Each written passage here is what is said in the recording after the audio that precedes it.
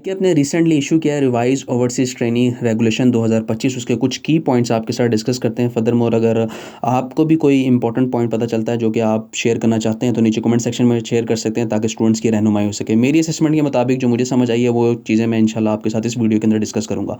सबसे पहली बात ये, आपको ओवरसीज़ ऑर्गेनाइजेशन का पता होना चाहिए। मिसाल के तौर के ऊपर कि यहाँ से कुछ लोग चार्टर अकाउंटेंट बाहर के मुल्क गए हैं और वहाँ जाकर उन्होंने अपनी कोई ऑर्गेनाइजेशन रजिस्टर करवाई है, तो उसको हम कहते हैं ये ओवरसीज़ ऑर्गेनाइजेशन है। अब वो लोग इस चीज़ के ख्वाहिशमंद हैं कि वो जो है वो सीए स्टूडेंट्स को एज अ ट्रेनी जो है वो वहाँ पर हायर करें, तो उसके लिए उनको सबसे पहले अपनी ऑर्गेनाइजेशन को रजिस्टर करवाना होगा। और इस रजिस्ट्रेशन प्रोसेस को जो है वो ओवरसीज़ ट्रेनिंग ऑर्गेनाइजेशन कहते हैं। और इसके लिए उनको अपने आई कैप के अंदर आकर अपना फॉर्म्स और फर्दर डिटेल्स जो कि इस पीडीएफ फाइल में डिटेल में डिस्कस हैं वो देनी होंगी। उसके बाद वो रजिस्टर्ड होंगे।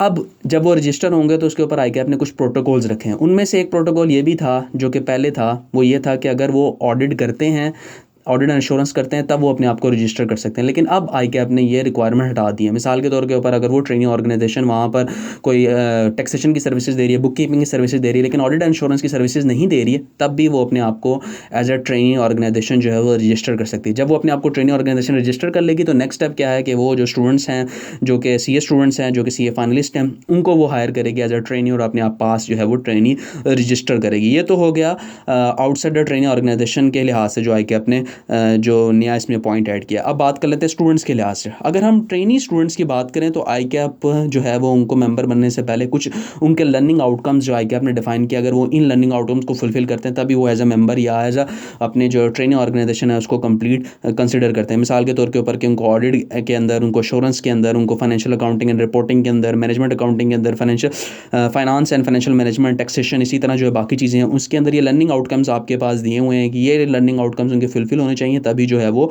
इस चीज़ को फुलफिल करेंगे। पहले यहाँ पर इंटरनल ऑडिट नहीं इंक्लूड किया गया था, लेकिन अब यहाँ पर जो है वो इंटरनल ऑडिट भी इंक्लूड कर दिया गया है। ये भी जो है वो ट्रेनिंग का पार्ट कंसिडर किया गया है। इसके अलावा अगर मैं एक और चीज़ जो यहाँ पर डिस्कस करूँ, अब मिसाल के तौर के ऊपर किसी ने वहाँ पर अपनी ओवरसीज़ ट्रेनिंग ऑर्गेनाइजेशन रजिस्टर कर ली लेकिन वो ऑडिट की सर्विसेज नहीं प्रोवाइड कर रहा, ठीक है। तो यहाँ पर जो आई के अपने एक चीज़ बताई है जो कि पैरा 6.3 में डिस्कस की है, वो क्या है कि अब आपने तो वहाँ से अपने आर्टिकल कंप्लीट कर लिया ओवरसीज़ के अंदर, लेकिन अब आपको सर्टिफिकेट ऑफ प्रैक्टिस चाहिए। आप जो है वो मेंबर बन गए, अब आपको सर्टिफिकेट ऑफ प्रैक्टिस चाहिए। उसके लिए आपको क्या करना पड़ेगा? उसके लिए आपको एडिशनल 1 ईयर जो है वो वर्किंग एक्सपीरियंस करना होगा ऑडिट के अंदर, किसी भी ट्रेनिंग ऑर्गेनाइजेशन के अंदर, इनसाइड जो प्रैक्टिस कर रही हो पाकिस्तान के अंदर, वहाँ पर आकर आपको 1 साल कंप्लीट करना होगा। तब जो है वो आपके पास सर्टिफिकेट ऑफ प्रैक्टिस जो है वो आपको इशू कर दिया जाएगा। इसके अलावा अगर कोई training students overseas training organisation के अंदर रजिस्टर्ड है और उसको कोई ऐसा क्लाइंट मिल जाता है कि जो कि वो यहाँ से पाकिस्तान से बैठ के भी हैंडल कर सकता है, यानी कि रिमोटली काम कर सकता है, तो वो रिमोटली काम भी कर सकता है। और इसकी जो असाइनमेंट की लेंथ होगी वो 1 ईयर तक होगी, अप टू 1 ईयर तक होगी, लेकिन इस लेंथ को इंक्रीज़ या डिक्रीज़ किया जा सकता है काउंसिल के साथ डिस्कशन करने के बाद। इसके अलावा जो एक गुड इनिशिएटिव है वो ये है कि क्योंकि ये सब कुछ जो है वो टेक्नोलॉजी के मद्देनज़र रखते हुए आई कैप चीज़ों को मज़ीद जो है वो इन्हांस कर रहा है। उन्हीं चीज़ों को मद्देनज़र रखते हुए जो है वो आई कैप आपके साथ जो है वो ईआरपी सिस्टम की ट्रैकिंग को भी साथ जो है वो इम्प्लीमेंट कर रहा है। फर्दर मोर मैं नीचे कमेंट सेक्शन में आपको पेज नंबर मेंशन कर दूंगा कि ये जो क्लॉज आई कैप ने लिखी है वो किस पेज नंबर के ऊपर है, किस सेक्शन में। वहाँ से जाकर आप उसको खुद भी रीड कर सकते हैं और आप खुद भी जो है वो इन चीज़ों से फ़ायदा उठा सकते हैं। ये कुछ इंपॉर्टेंट पॉइंट्स थे जो कि डिस्कस किए गए हैं इस रिवाइज ट्रेनिंग ऑर्गेनाइजेशन को। अब जैसी कोई ओवरसीज़ ट्रेनिंग ऑर्गेनाइजेशन रजिस्टर्ड होती है तो अपॉर्चुनिटी मिलेगी सीए स्टूडेंट्स को कि वो ओवरसीज़ भी जो है वो अपनी आर्टिकल्स परस्यू कर सकें।